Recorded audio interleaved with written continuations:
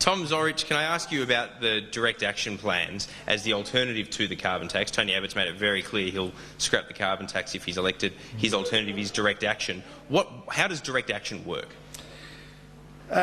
Look, I'm not across all those issues, Pete. I'm sorry. I will say to you, as a candidate,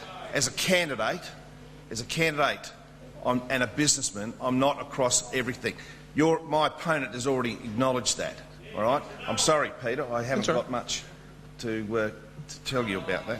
Okay. So, well, that's an interesting question, isn't it? I mean, that's an interesting question because we've got climate change, which is one of the most fundamentally important issues we face, Tom, and your policy is to rail against the carbon price, which is a market mechanism for dealing with this problem, and you don't know on the eve of a debate your own policy on it. I mean, doesn't that say something? Doesn't it say something?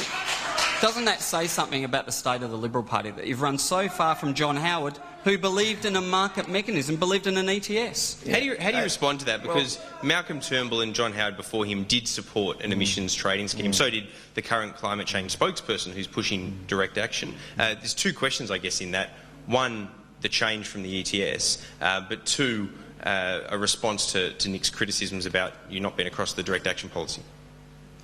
Well, once again, Peter, we're regurgitating here. It's the same question in a different way. I haven't got an answer for you here. But I guess my question is that good enough? You're looking to be a member of the federal team.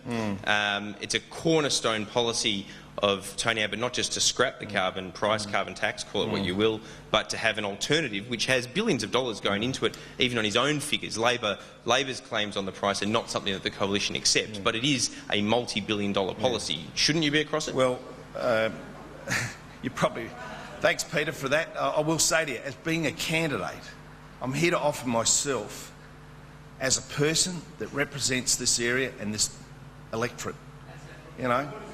And I'm in a different sphere to where Nick Champion is, all right? And I will say to you now, I don't have across all the issues, Peter, and I'll leave it at that. Okay.